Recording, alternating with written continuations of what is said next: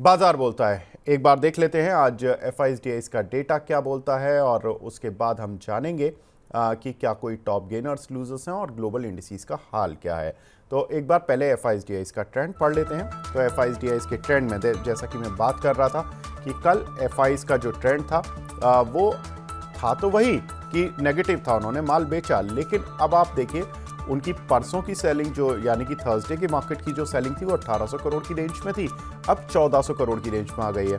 पहले जब इनकी सेलिंग 5-5 हज़ार करोड़ 4-4 हज़ार करोड़ रुपए डेली आ रही थी तो डीआईज उसको मैच नहीं कर पा रहे थे। डीआईज की जो बाइंग थी तो वो अगर 2000 करोड़ भी रहती थी तो एफआईज 5000 करोड़ का माल बेच जाते थे, तो उसके चलते मार्केट गिर जाता था क्योंकि 3000 करोड़ रुपए की जो सेलिंग होती थी वो इंस्टीट्यूशन उतना जो मार्केट था वो इंस्टीट्यूशन की इतनी सेलिंग को एब्जॉर्ब नहीं कर पा रहा था। लेकिन अब ऐसा लग रहा है कि यहाँ पर मार्केट को डीआईज का सहारा मिल रहा है और डीआईज को एसआईपी रूट से भी अच्छा पैसा मिल रहा है, कोई प्रॉब्लम एज सच है नहीं। अब एक बार देख लेते हैं ग्लोबल मार्केट का हाल, वहाँ पे कोई प्रॉब्लम है या नहीं है। तो अमेरिकन मार्केट से शुरू करते हैं। कल अमेरिकन मार्केट की क्लोजिंग कैसी रही तो उस पर एक बार नजर डालें। तो डाउ फ्लैट बंद हुआ विद नेगेटिव बायस्ड, हालांकि कल नेस्डेक में थोड़ी तेजी थी तो आईटी लैंड स्टॉक्स वहां पर चले थे। शंघाई थोड़ा नेगेटिव है, करीब 0.4%, लेकिन हैंसेंग उतना ही ऊपर है। तो चाइनीज मार्केट हम कह सकते हैं कि लगभग फ्लैट टू पॉजिटिव या नेगेटिव है ऑन द अदर साइड। और जापानीज मार्केट में यानी कि निकाई में करीब 1% को उछाल देखने के लिए मिल रहा है। कोस्पी भी ग्रीन मार्क पे बना हुआ है, 1.25% से ज़्यादा बढ़ा हुआ है कोस्पी। एक बार देख लेते हैं आज के टॉप गेनर्स और टॉप लूजर्स कौन से काउंटर हैं जिन पे कि आज अच्छी स्ट्रेंथ देखने के लिए मिल रही है, कौन से ऐसे काउंटर हैं जो कि वीक हो रहे हैं आज के बढ़े हुए मार्केट में भी। तो एक बार टॉप गेनर्स की लिस्ट देख लेते हैं। कौन से काउंटर हैं जिनमें कि आज तेज उछाल देखने के लिए मिल रहा है। तो पीजीईएल करीब 11% ऊपर है, आरटीएन इंडिया 9% ऊपर है, जील करीब 7% ऊपर है, वोल्टेम ट्रांसफार्मर करीब 6.25% ऊपर है, एआईडी पैरी करीब 5.25% ऊपर है। तो ये कुछ एक काउंटर हैं जहां पर की अच्छी स्ट्रेंथ बन रही है और अच्छा उछाल आज मार्केट में देखने के लिए मिल रहा है, आउट परफॉर्मेंस देखने के लिए मिल रही है। अब टॉप लूजर्स देख लेते हैं कौन से काउंटर हैं जहां पर की थोड़ी गिरावट देखने के लिए मिल रही है या कमजोरी देखने के लिए मिल रही है। तो उसमें देखें तो जेएसडब्ल्यू होल्डिंग करीब 5% नीचे है, थर्मेक्स करीब 3% नीचे है, गरवारे फाइबर्स जो कि कल अच्छी स्ट्रेंथ के साथ टॉप गेनर बना हुआ था आज थोड़ा नीचे है, 2% नीचे। एलगी इक्विपमेंट करीब 2% नीचे है, सुप्रीम इंडस्ट्रीज करीब 1.5% नीचे। तो कुछ काउंटर हैं जहां पर कि थोड़ा सा एक गिरावट देखने के लिए मिल रही है। अब देख लेते हैं कि मार्केट में क्या कुछ खबरें चल रही हैं और क्या कुछ बड़ी चीज़ें चल रही हैं जिनकी वजह से मार्केट में एक उछाल या गिरावट देखने के लिए मिल रही है। तो मार्केट में जो ग्लोबल खबरें हैं उसमें बड़ा एक इंटरेस्टिंग फैक्ट निकल कर आया, वो है कि चीन में 2035 तक उनकी जो जनसंख्या है वो 5.1 करोड़ घट जाएगी। 2012 में उनकी जनसंख्या का पीक लगा था 141 करोड़, अब 2035 तक उनकी जनसंख्या कम हो जाएगी 5 करोड़ यानी कि 136 करोड़ पर आ जाएगी। उनकी जनसंख्या घट रही है, हमारी बढ़ रही है, तो हम नंबर 1 तो होने ही वाले हैं, चीन को हरा ही देंगे। लेकिन इम्पॉर्टेंट ये है कि जो जिस तरह से चीन में बहुत सारी पॉलिसीज़ अभी पीछे 2-3 साल में इम्प्लीमेंट की गई कि ज़्यादा से ज़्यादा कपल्स एक बच्चे की तरफ फोकस कर रहे थे, अब 2 बच्चे की तरफ अगर वो फोकस करते हैं तो सरकार की तरफ से कुछ रियायतें दी जा रही थी। लेकिन ऐसा कुछ उसका इम्पैक्ट अभी तक आया नहीं, वहाँ पर बर्थ रेट उतना बढ़कर आ नहीं रहा। ये थोड़ा सा कंजम्पशन लेड कंट्री के लिए थोड़ा सा दिक्कत का सबब है। साथ ही अगर देखें तो चीन की जो कंजम्पशन स्टोरी, चूँकि चीन की जितनी भी कैपेसिटीज़ हैं अगर हम इंडिया से कंपैरिजन करें तो 5 से 10 गुना हर सेक्टर में ज़्यादातर उनकी कैपेसिटीज़ हैं। अब इतनी बड़ी कैपेसिटी, ट्रेड वॉर सर पे खड़ा है जो कि ट्रंप आने पर शुरू हो सकता है। साथ ही आपकी जनसंख्या घट रही है तो आप डोमेस्टिक इकोनॉमी को भी बूस्ट करना चाहेंगे। तो आज वहाँ पर कुछ पॉलिसी मेकर्स के बयान भी आने, उस पर भी मार्केट की नज़र रहेगी क्या कुछ बयान है। तो वहाँ पर आज चाइना से काफ़ी संकेत मिलने वाले हैं, लेकिन आज चाइना नेगेटिव चल रहा है। साथ ही एक और इम्पॉर्टेंट ट्रिगर जो कि हमें जियोपॉलिटिकल फ्रंट से मिल रहा है वो है रशिया यूक्रेन। चूँकि जो बाइडन की जब तक गवर्नमेंट है 19 जनवरी तक, 20 जनवरी को डोनाल्ड ट्रंप अमेरिका के राष्ट्रपति बनेंगे, तो उस समय तक 19 जनवरी तक उन्होंने यूक्रेन को बोल दिया है कि आपको जो करना है करो रशिया के साथ, हमें कोई प्रॉब्लम नहीं है, और आपके पास जो भी हमने हथियार सप्लाई किए हैं उनको रशिया में मिसाइल दाग सकते हो। ये थोड़ा सा स्टेटमेंट जो था अमेरिका का, ये जो ग्लोबल मार्केट से उनकी टेंशन बढ़ा रहा है कि ये कहीं ऐसा तो नहीं कि 1.5 महीने में कोई प्रॉब्लम क्रिएट हो जाए, जिसकी वजह से कल हमने देखा कि कच्चे तेल की कीमतों में एक तेज उछाल आता हुआ दिखाई दिया, करीब 3% का। तो साथ ही अगर देखें तो डॉलर में कमजोरी भी आती हुई दिखाई दी, जिसकी वजह से गोल्ड की कीमतों में एक अच्छा उछाल आता हुआ दिखाई दिया। तो एक बाउंस बैक गोल्ड ने भी लिया, इंटरनेशनल मार्केट में क्रूड ने भी लिया, तो कमोडिटी कहीं ना कहीं एक तेज उछाल लेती हुई दिख रही है। अभी हमारे साथ थोड़ी देर में विनीत बोलिंजकर सर भी जुड़ जाएंगे, उनसे बात करेंगे कि क्या कुछ खास रहेगा इस मार्केट में, और क्या कुछ उनकी सोच है इस मार्केट को लेकर। तो ये कुछ एक चीज़ें हैं जो कि मार्केट में इस समय चल रही हैं। दूसरा इम्पॉर्टेंट पहलू जिस पे कि हम बात करेंगे वो है घरेलू खबरें। घरेलू खबरों में अगर देखें तो नेचुरल गैस, जिसकी वजह से कल हमने देखा था कि इंडियन मार्केट के बहुत सारे शेयर बुरी तरह से पिट गए थे। उनमें था कि जो आईजीएल था, एमजीएल था, ये 6-7% सभी काउंटर पिट गए थे। उसके 6-7% तो पहले पिटे थे, इनफैक्ट कल तो 10 से 15%, 20% तक पिटे थे। उसका कारण था कि गेल ने जो गैस सप्लाई कट की, उसका एक बड़ा रीज़न रहा कि इनको जब गैस ही नहीं मिलेगी तो ये सिटी गैस डिस्ट्रीब्यूशन वाली कंपनियां गैस को आगे कैसे बेचेंगी। तो ये एक थोड़ा सा सवाल लग रहा था, जिसकी वजह से जेफरीज का कल डाउनग्रेड भी आया आईजीएल, एमजीएल इन कंपनीज पर, और ये काउंटर बुरी तरह से धराशायी हो गए। लेकिन बाद में खबर निकल कर आई कि जो गैस की सप्लाई कट होने का रीज़न है वो ये है कि 7% ओवरऑल जो भारत में जो गैस का जो उत्पादन होता है ऑयल फील्ड से, गैस के जो फील्ड्स होते हैं वहाँ से 7% उत्पादन कम आ रहा है, जिसकी वजह से गेल को एक गैस सप्लाई कट करनी पड़ रही है।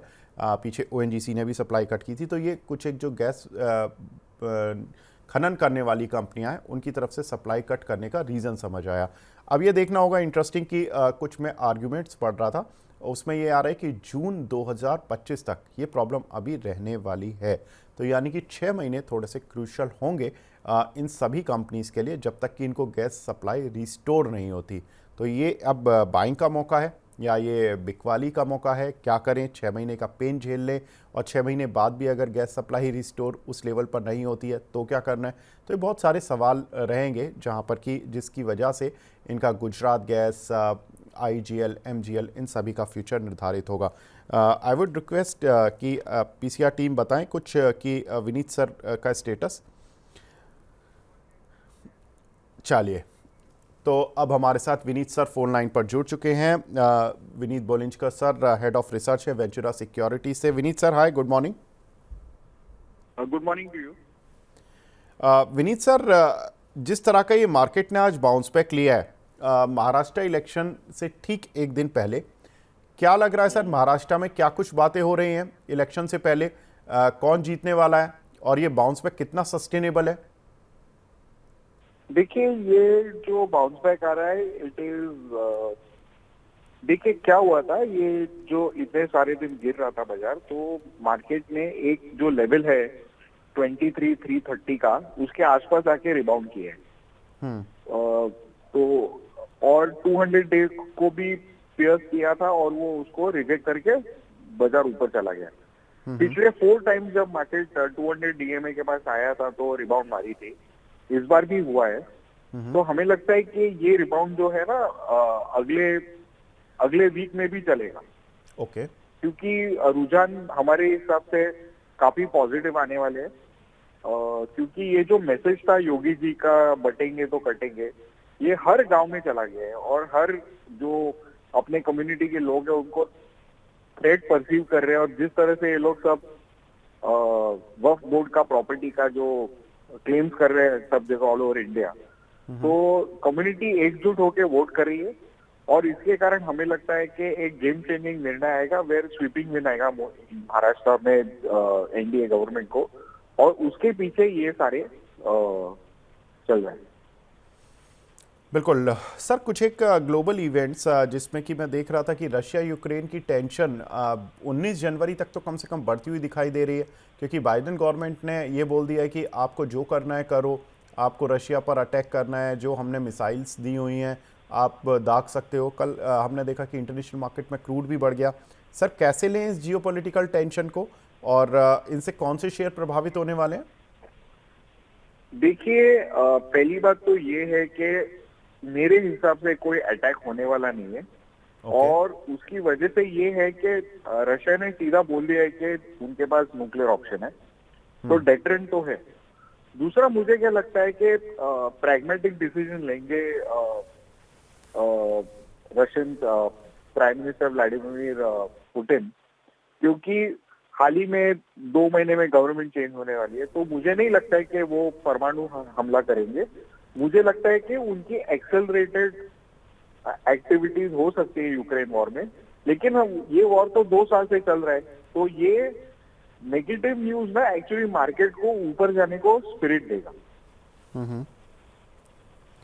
जी, तो सर क्रूड ऑयल से जुड़ी कंपनीज में क्या करें? क्रूड ऑयल फाइनली किस करवट बैठेगा? क्योंकि ट्रंप तो कहते हैं कि मैं एनर्जी कॉस्ट कम करूंगा, लेकिन बाइडन की गतिविधियां देखकर लगता है कि वो जियोपॉलिटिकल रिस्क बढ़ाकर माहौल ख़राब कर कर जाना चाहते हैं, जिससे कि क्रूड ऑयल की कीमतें बढ़ जाएं।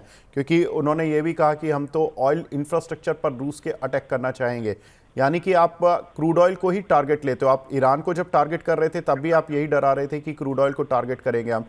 यहाँ भी आप क्रूड ऑयल को टारगेट कर रहे हो। तो अमेरिका का ये तो एक क्लियर हो गया कि वो क्रूड ऑयल के प्राइसेस को नीचे नहीं लाना चाहता, जो बाइडेन प्रशासन है, मैं उनकी बात कर रहा हूँ सर। लेकिन ट्रंप एरा में क्या होगा? जी देखिए, American today is the largest oil producer without tracking also, और government American government pro tracking है। तो जो ट्रम्प गवर्नमेंट जो है वो प्रो ट्रैकिंग है, तो वो भी चाहेंगे कि ऑयल प्राइस ऊपर आएंगे। दूसरी चीज आपको समझना चाहिए कि demand globally 106 million barrel per day है, which is very very strong, और सीजनली भी ये क्वार्टर काफी अच्छा रहता है। तो ये जो एबेरेशन थी वो प्योरली शॉर्ट टर्म थी, और यहाँ से मुझे नहीं लगता है कि ऑयल प्राइसेस ज्यादा गिरेंगे, बल्कि ऊपर ही आएंगे। बिल्कुल सर, एक और इम्पॉर्टेंट डेटा है कि चाइना में जो उनकी पॉपुलेशन है 2035 तक 5 करोड़ कम हो जाएगी। हालांकि इस तरह के डेटा आ रहे थे कि उनकी जो पॉपुलेशन का पीक है वो लग चुका है, लेकिन अब एक स्टडी निकल कर आई है कि उनकी पॉपुलेशन का जो पीक था वो 2012 में ही लग चुका ऑलमोस्ट, और वहाँ से अब 2035 तक उनकी पॉपुलेशन 5 करोड़ कम हो जाएगी। 141 करोड़ थी है अभी पॉपुलेशन, वो घटकर 136 करोड़ आ जाएगी। जो 136 करोड़ भी कम नहीं होते, लेकिन क्या हम ये मान सकते हैं कि चाइना से जो कंजम्पशन लेड स्टोरी का टैग था वो कहीं ना कहीं इंडिया पर शिफ्ट हो जाएगा? इसका कुछ फायदा मिल पाएगा इंडियन कंपनीज को? देखिए, चाइना में 2 चीजें अपने को ध्यान में देनी चाहिए कि चाइना में रूरल इकोनॉमी का हाल बहुत बेहाल, नंबर 1। नंबर 2, वहां पे इकोनॉमिक अपॉर्चुनिटीज स्थगित है। नंबर 3, उनकी हाउसिंग जब तक रिकवर नहीं होगी तब तक वहां पे कुछ होना संभावना नहीं है, और हाउसिंग होने के शॉर्ट टर्म में कोई डिस्पाइट इंसेंटिव या सॉफ्ट या गवर्नमेंट स्पेंडिंग के कुछ होने वाला नहीं है जी। तो अगर ये सारी सिचुएशन है तो हम देखेंगे कि डोमेस्टिक इकोनॉमी इंप्रूव नहीं होगी, और अगर पॉपुलेशन घटेगी तो उनकी जीडीपी तो घटेगी। तो उनके पास एक ही उपाय है कि उनकी जो एक्सपोर्ट ग्लोबल इकोनॉमी है वो उसको चलाए। वही उनका एक नहीं तो उधर सोशल अनरेस्ट हो जाए। तो जो अगर उनको उनकी एक्सपोर्ट इकोनॉमी बूम करवानी है तो उनको अगर ट्रम्प गवर्नमेंट उनके ऊपर टैरिफ लगाते हैं तो उनको कॉम्पिटिटिव रहने के लिए उनकी करेंसी डेप्रिशिएट करनी ही पड़ेगी। अगर वो अपनी करेंसी डेप्रिशिएट करती है तो ग्लोबली सारे जो ईएम्स है, एक्सपोर्ट ओरिएंटेड इकोनॉमीज है, वो भी अपने कॉम्पिटिटिव डिवैल्यूएशन करेंगे, और उसके चलते इन्फ्लेशन और अनसर्टेनिटी वॉलेटिलिटी मार्केट में और बढ़ जाए। तो जब तक ट्रम्प सरकार गवर्नमेंट में नहीं आती है तब तक हमें लगता है कि ये जो अभी जो रिकवरी का ट्रेंड चालू है वो थोड़ा बहुत चलता रहेगा। जी, सर एक और इम्पॉर्टेंट डेवलपमेंट जो कि गैस कंपनियों के साथ हो रहा है, सिटी गैस डिस्ट्रीब्यूशन कंपनीज के साथ, कि उनको गैस की सप्लाई ही नहीं मिल रही है एपीएम प्राइस पर। अब $6.5 पर MBTU पर इनको डॉलर पर सप्लाई मिलती थी, जो कि गेल ने भी कट कर दी, ओएनजीसी ने भी कट कर दी। सर ऐसे में इन गैस कंपनियों का क्या भविष्य है? मैं पढ़ रहा था कि ओवरऑल जो गैस फील्ड थे उन पर 7% सप्लाई घटी, उनकी तरफ से 7% का वॉल्यूम कम आ रहा है। दूसरा, ये स्थिति हो सकता है कि जून में रिव्यू हो जाए, ठीक हो जाए। कैसे देख रहे हैं सर इन गैस कंपनियों का भविष्य? देखिए, जैसे इंडिया में देखिए गवर्नमेंट की प्रायोरिटीज है। तो पहली इनकी प्रायोरिटी थी पब्लिक ट्रांसपोर्टेशन, दूसरी प्रायोरिटी थी आपका दूसरी प्रायोरिटी थी आपकी एलपीजी पाइप गैस प्रोवाइड करने के लिए। तो जहां तक गैस की वॉल्यूम कम हुई है वो आपको खरीदना पड़ेगा, एलएनजी खरीदना पड़ेगा। और जब आप एलएनजी लेंगे तो कॉस्ट आधा कंपनी बेयर करेगी, आधा पास ऑन करेगी। और मुझे लगता है कि जो ओवर रिएक्शन हुआ है मार्केट में वो थोड़े दिनों में वापस संतुलित हो जाएगी।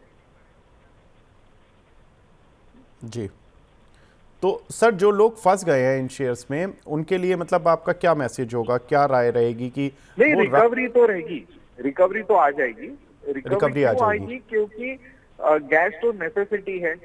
हाँ, आपको सीएनजी है तो आपको ट्रक बाइक वगैरह सब चलानी ही पड़ेंगी। तो राइट। जब भी आप उसको चलाएंगे तो वॉल्यूम भी आएगा, वॉल्यूम भी आएगा तो आपको गैस इंपोर्ट करना पड़ेगा, प्राइस बढ़ेगा तो भी आपको लेना पड़ेगा, है राइट। ना? तो वॉल्यूम शॉर्ट टर्म में इंपैक्ट हो चुका है। ओके। इनकी रियलाइजेशन में भी थोड़ा बहुत झटका लगा है इनको। तो ये रीप्राइस करेंगे अपने गैस को, पास ऑन करेंगे कॉस्ट। और जो ऑल्टरनेटिव फ्यूल है उसकी संभावना भी काफी सस्ता ही है। तो थोड़ा बहुत इनको इंक्रीमेंटल जो कॉस्ट है वो इनको थोड़ा बेयर करना पड़ेगा और थोड़ा कंज्यूमर को बेयर करना पड़ेगा। जी सर, एक और इम्पॉर्टेंट खबर वो हीरो मोटोकॉर्प के लिए कि कंपनी ईवी बाइक लॉन्च कर देगी और FY26 तक उनकी 6 बाइक लॉन्च हो जाएगी। कैसे देख रहे हैं सर ईवी स्पेस में हीरो मोटोकॉर्प की? देखिए, हमें लगता है कि मोटरसाइकिल सेगमेंट में आप डबल डिजिट ग्रोथ नहीं एक्सपेक्ट कर सकते। 6-7% आप ग्रोथ एक्सपेक्ट कर सकते हैं। और 6-7% ग्रोथ से आपको 5-5.5 हजार रुपए का प्राइस दिखता है हमें। तो जिन्हें लेना है ये स्टॉक ले सकते हैं आप ये करंट लेवल से। दूसरी चीज क्या है कि ये जो बाइक लॉन्च कर रहे हैं ना, they are already late in the market. तो ये जब लॉन्च करेंगे 6 बाइक मॉडल्स ईवी के, वो तो बहुत लेट आ रहा है, 26 में आ रहा है इनका। तो हमें देखना पड़ेगा तभी क्या सिनारियो रहता है। अभी कुछ इसके ऊपर स्पेकुलेट करना ठीक नहीं रहेगा। जी सर, एक और इम्पॉर्टेंट खबर, प्रेमजी इन्वेस्टमेंट ट्रस्ट ने मेडप्लस हेल्थ के करीब 5.25% स्टेक अपना जो था वो बेच दिया और 700 रुपये पर ये कल डील हुई है। और उसमें जो बायर्स हैं वो भी बड़े इंटरेस्टिंग नाम है, Kotak mutual fund, Franklin Templeton mutual fund, Morgan Stanley का जो एक कोई हेज फंड है, आई थिंक मॉरिशस बेस्ड वो है, इन्वेस्को जैसी कंपनी, इन सभी फंड्स ने एक ये पूरा चंक उठा लिया है। सर कैसे देख रहे हैं मेडप्लस हेल्थ को? I am very positive on the company, क्योंकि जिस तरह से हमने देखा है बिजनेस बढ़ता हुआ होम डिलीवरी का, तो मेडप्लस का भी बिजनेस इंप्रूव होगा। जी, एक और important data sir, GMR airport पर निकल कर आया है कि पैसेंजर ट्रैफिक अक्टूबर मंथ में उनका 9% बढ़ा है और खासतौर से जो हैदराबाद एयरपोर्ट है वहां पर रिकॉर्ड 2 करोड़ लोगों का जो आवाजाही देखने के लिए मिली है। सर कैसे देख रहे हैं, क्योंकि वो तो फेस्टिव सीजन भी था अक्टूबर मंथ पूरा का पूरा, तो उसमें ऑफ कोर्स जो पैसेंजर ट्रैफिक होता है वो पीक पर ही आता है, लेकिन GMR एयरपोर्ट्स के शेयर पर क्या करें और कैसे देख रहे हैं ये इसका आउटलुक? देखिए, Hyderabad is the new Bangalore और नई कंपनी जो आ रही है इंडिया में because of cost and availability of qualified man power, वो जाके हैदराबाद में सेटअप करी है। तो हैदराबाद की इकोनॉमी बहुत रोबस्ट हो गई है, तो उधर इसके चलते हमें लगता है कि festive traffic as well as business traffic का काफी अच्छा ग्रोथ आएगा। और ये जो एयरपोर्ट का सिनेरियो है, out perform the entire country. इसके चलते हमें लगता है कि ये काफी अच्छा परफॉर्म करेगा स्टॉक, और ये हमें लगता है कि ये लेवल्स पे बाइंग करना है। जी, इसी बीच हमारे साथ एक दूसरे खास मेहमान भी जुड़ चुके हैं। हमारे साथ मार्केट एक्सपर्ट ब्रजेश सिंह भी जुड़ चुके हैं। Brajesh sir, hi, good morning. Good morning जी। सर, आज तो अच्छा माहौल है, ग्रीन मार्क देखने के लिए मिल रहा है काफ़ी दिन बाद। आई बिलीव कि ये लॉन्ग टर्म सस्टेनिंग रहेगा। मैं आपके पास लौटूंगा सर, बस मैं विनीत सर से लास्ट क्वेश्चन कर लूँ, उसके बाद मैं आप ही के पास लौटता हूँ। विनीत सर, एक कंपनी और है वारी एनर्जीज, इसके कल हमने रिजल्ट्स आते हुए देखे। कंपनी के रेवेन्यू में 1% का जंप, एबिटा में 1.5% का जंप, मार्जिन्स करीब 10 बेसिस पॉइंट बढ़े हैं और नेट प्रॉफिट 17% बढ़ा है। सर, क्या आउटलुक है आपका वारी एनर्जीज पर? मैन्युफैक्चरिंग ऑफ सोलर पैनल्स, और वैल्यू एडिशन आगे जाके बढ़ता रहेगा क्योंकि ये काफी बेसिक प्रोडक्ट से एंड प्रोडक्ट बना रहे।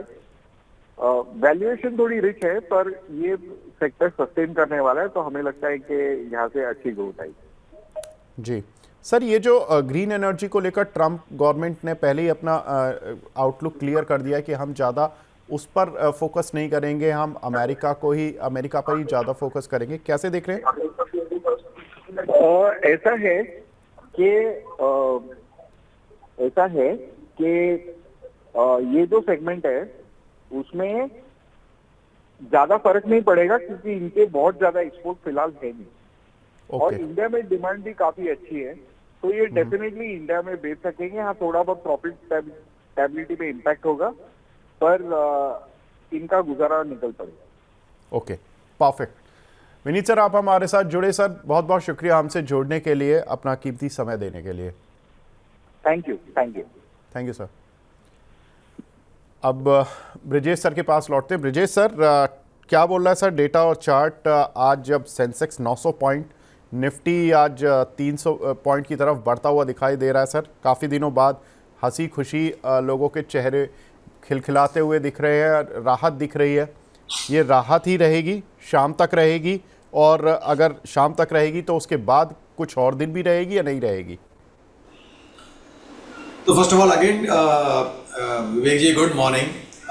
देखिए, मैं थोड़ा सा और विस्तार से इसको बताने की कोशिश करूंगा कि अगर हम निफ्टी के चार्ट को डेली चार्ट पे देखें तो हेड एंड शोल्डर पैटर्न था। अब वो हेड एंड शोल्डर पैटर्न का जो नेकलाइन ब्रेकआउट था वो 24,700 या 800 के आसपास में आ रहा था, और जो कि 22 अक्टूबर को वो उसके नीचे निफ्टी ने जाना ट्रेड चालू किया। अब हम उसको और जो उसका 50 वीक हाई है या स्विंग पकड़े 26,277 का, तो उसके हिसाब से जो उसके डिफरेंस अगर हम लेके चले तो उसका जो टारगेट नीचे में आ रहा था वो 23,500 के आसपास आ रहा था, जो कि एक अचीव हुआ इमीडिएटली। शायद 23,400 if I am not mistaken, 23,486 का निफ्टी का लो है, इफ आई एम नॉट, या 23,350 के आसपास का लो है, correct me if I am wrong. तो वो लिहाज से ये टारगेट तो अचीव हो गया। अब निफ्टी में अगर हम देखें और क्या पोजीशन है, तो weekly chart, monthly chart still negative trend में है। आवरली चार्ट में ओवरसोल्ड जोन था, इंडिकेटर फ्रंट से इंडिकेशन आ गए थे। इवन प्राइस चार्ट्स में भी अगर हम देखें तो हायर लोज फॉर्मेशन इंडिकेट हो गया था। उसी का नजरिया है कि आज के सत्र में जो आप देख रहे हैं वो एक गैप अप ओपनिंग देख रहे हैं और वो कंटिन्यू होते हुए ऊपर की तरफ जा रही है। अब ऊपर में क्या रेजिस्टेंस लेवल निकल रहे हैं? 2-3 लेवल इंपॉर्टेंट है। नंबर 1, पहला 23,800 23,850 का बैंड का रेजिस्टेंस है। दूसरा 24,200 का है, और तीसरा 24,500 550 का, जो एक प्रीवियस स्विंग हाई था जहां से निफ्टी ने ब्रेक डाउन किया था। तो ये 3 इंपॉर्टेंट लेवल हैं जहां पर सप्लाई जोन मिल सकता है। तो जैसे कि मैंने कहा कि मेजर ट्रेंड अगर आप देखेंगे तो अभी भी नेगेटिव है, लेकिन शॉर्ट टर्म के लिहाज से जो आवली चार्ट था उसके लिहाज से पुल बैक है। ट्रेडर्स के लिए क्या करना चाहिए, तो अगर आप लॉन्ग में ट्रेड कर रहे हैं, ये पुल बैक रैली या कैड बाउंस कह लीजिए उसको, अगर आप ट्रेड कर रहे हैं तो आप स्ट्रॉन्ग स्टॉक्स देखिए टेक्निकल फ्रंट से और स्ट्रिक्ट स्टॉप लॉस लगा के चलिए। इमोशन मत होइए। अगर आपका स्टॉप लॉस अगर ट्रिगर होता है तो आप बशर्ते उसको ट्रिगर करा के निकल जाइए, अपना कैपिटल बचाइए। इन्वेस्टर्स के लिए क्या सलाह है ऐसे मौके में? अगेन Q2 के रिजल्ट चालू थे, उस लिहाज से, फंडामेंटल के लिहाज से, टेक्निकल के लिहाज से अगर कहीं अच्छा सेटअप है और आपके चुनिंदा स्टॉक्स अगर आपके भाव पे अगर आते हैं जहाँ रिस्क कम है रिवॉर्ड ज़्यादा है, तो एक छोटा सा इन्वेस्टमेंट या मैं ये कहूँगा पार्शियल इन्वेस्टमेंट या SIP का अगर आप कर रहे हैं तो उस लिहाज से आप कर सकते हैं। मेजर ट्रेंड रिवर्सल के लिए 24,800 का कटना बहुत ज़रूरी है ऊपर में। अगर उसके ऊपर अगर ये ट्रेड करेगा तो आपका हेड एंड शोल्डर पैटर्न जो फॉर्मेशन हुआ था वो नलिफाइड हो जाएगा। अदरवाइज नीचे के लिए ड्रिफ्ट और भी है, मैं डराना नहीं चाहता हूँ, बट टारगेट नीचे के और भी है निफ्टी के लिए, लेकिन कंडीशन अप्लाइड है जैसे कि मैंने कहा।